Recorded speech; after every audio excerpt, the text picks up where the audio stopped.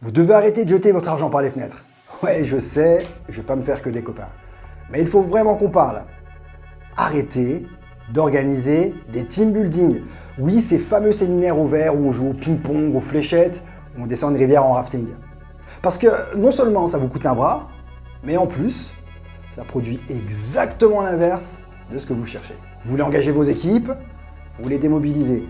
Vous voulez créer de la coopération, mais en fait, vous créez un moment sympa, sans aucun effet derrière. Et le pire, c'est que vous pensez bien faire. Alors je vais vous expliquer pourquoi vous devez arrêter ces séminaires de team building, mais surtout, je vais vous montrer ce que vous pouvez faire à la place. Je suis Daniel Hakim, sociologue, facilitateur et entrepreneur. Mon rôle, booster l'innovation et la coopération dans vos équipes et dans vos projets.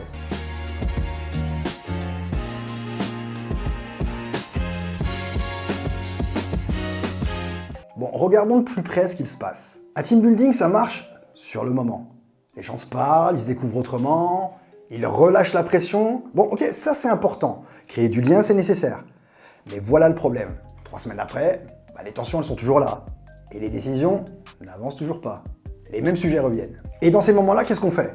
On se dit qu'il faut améliorer le séminaire. Mieux animer, mieux engager, trouver de meilleures activités. Et puis, parfois, on pousse la logique encore plus loin. J'ai en tête une très grande entreprise du CAC 40. Bon, je ne vous donnerai pas de nom, mais vous avez une chance sur 40 de trouver.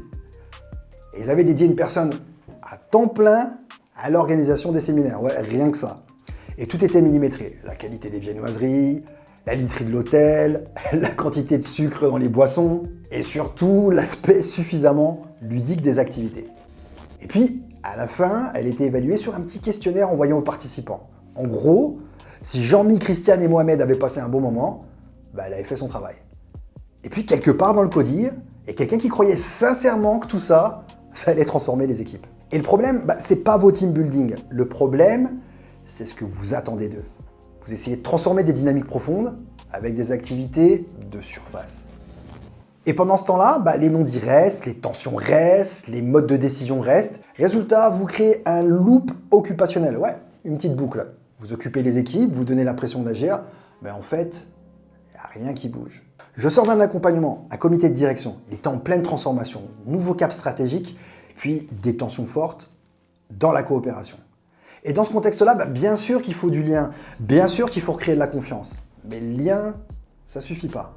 Parce que vous pouvez avoir une équipe qui s'entend mieux et qui continue d'éviter les vrais sujets. Donc non, je ne propose pas de team building.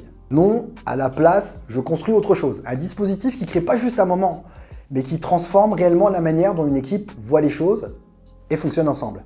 Et ça repose sur une logique très précise. Je vais vous la montrer pas à pas. Bon, imaginez 2 équipes qui fusionnent. 2 services, 2 cultures, 2 façons de travailler. Et là, réflexe classique, on organise un team building. On fait connaissance, on crée de la cohésion, sauf que 3 semaines après, les tensions, les inquiétudes, elles sont toujours là.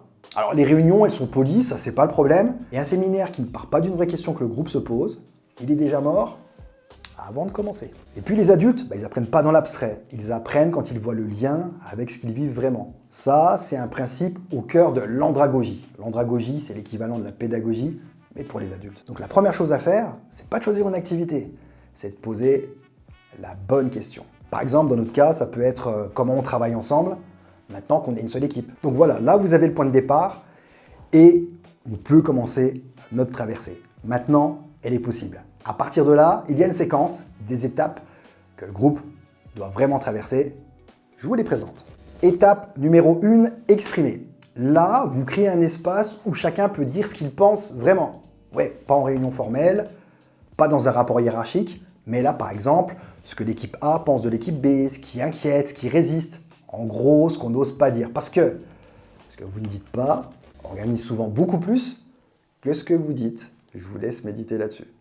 Étape numéro 2 de cette traversée en séminaire, comprendre. Là, on ne reste pas dans les perceptions, on remonte. Par exemple, pourquoi les 2 équipes fonctionnaient différemment? Quelles règles implicites elles suivaient? Qu'est-ce que la fusion produit comme zone de friction invisible? Là, vous commencez à lire le système, ensemble. On lit le système, pas les individus. 3e étape de cette traversée, diagnostiquer. Là, le groupe pose un diagnostic collectif partagé. Pas pour désigner des coupables, surtout pas, mais pour nommer ce qui freine vraiment. Par exemple, ce qui nous empêche de travailler ensemble aujourd'hui, c'est ça. Et là, vous avez un diagnostic partagé, et c'est déjà un début de transformation. Quatrième étape de la traversée, identifier. Là, on choisit tous ensemble un levier, pas 10, un levier. Celui qui, en bougeant, fait bouger tout le reste. Et là, dans notre cas, c'était peut-être pas la méthode de travail, mais plutôt la façon dont on prend des décisions ensemble ou la façon dont on gère les désaccords. On identifie ce qui compte vraiment. Cinquième étape, expérimenter. Alors là, on va pas repartir avec un plan. On va tester ici, maintenant, dans la salle. Parce que le cognitif, les idées, l'intellect, c'est pas suffisant. On a besoin de modalités expérientielles. Autrement dit, on a besoin de vivre les choses ensemble. Alors là, vous pouvez faire vivre un paradoxe au groupe, le laisser se confronter à quelque chose de réel. Pas juste en parler, le traverser. Parce qu'un groupe qui a réussi à dépasser quelque chose ensemble, sait qu'il peut le refaire. Et c'est un principe de base, c'est ce qui construit le sentiment de compétence. Ça ne se décrète pas, ça se construit dans l'expérience. Une expérience connectée aux objectifs de la vie réelle. Sixième étape de cette traversée, donner du sens. Là, on va relier ce qu'on vient de vivre à ce qu'on veut construire ensemble. Pourquoi cette fusion? Pourquoi on travaille ensemble? Qu'est-ce que ça va produire dans 6 mois? Le sens, et ça, c'est pas une valeur affichée sur un mur ou sur un site internet. C'est ce qui tient le groupe quand ça devient difficile, quand ça tangue. On arrive à la dernière étape de cette traversée. Maintenant, vous pouvez produire en équipe. Oui, là seulement on produit. Des décisions réelles, des règles du jeu communes, des engagements concrets, pas des bonnes intentions, pas un plan PowerPoint, mais des choses que le groupe a choisies parce qu'il a traversé toutes ces étapes ensemble. Et là, tout change. Un team building, ça vous fait passer un bon moment, et une traversée de ce genre, ça vous fait passer un cap en équipe. Alors le problème, c'est pas de faire des team building, c'est ce que vous attendez d'eux. Vous attendez des team building, ce qu'ils ne peuvent pas produire. Mais là, ok, je vous vois venir. Vous allez me dire, mais Daniel Hakim, on veut aussi que ça soit agréable, que les gens passent un bon moment. Oui, bien sûr, c'est pas incompatible. Quand la traversée est bien conçue, elle peut être intense, elle peut être engageante, vivante, interactive, et les gens repartent avec de l'énergie, pas de la fatigue.